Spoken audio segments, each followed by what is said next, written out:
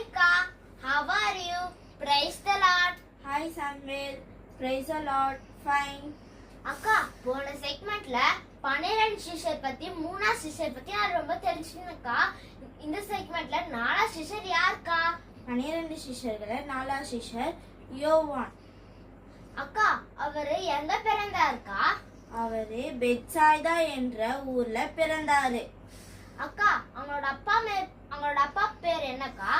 அவங்க அப்பா பேரு செபதேயு, அவங்க அம்மா பேரு சலோமி, அவங்க பிரதர் பேரு யாக்கோபு. அக்கா அவங்க என்ன தொழில் செஞ்சாங்கக்கா? அவங்க மீன் பிடிக்கிற தொழில செஞ்சாங்க. அக்கா அவர் ஏசப்பாவை எப்படி சஞ்சாரிச்சுக்கா? அதுவா கடற்கரை ஓரமா ஏசப்பா நடந்து வந்துட்டு இருந்தாரா. அப்ப என்னாச்சுன்னு தெரியுமா? என்னாச்சுக்கா? செபதேயு பிரதரும் அவங்க அப்பா கூட மீன் வலைய பின்னிட்டு இருக்கப்போ என்னாச்சுன்னு தெரியுமா? என்னாச்சுக்கா? ஏசப்பா கூப்பிட்ட உடனே கீழ்ப்படிஞ்சு உடனே அவங்க பின்னாடியே போயிட்டாங்க.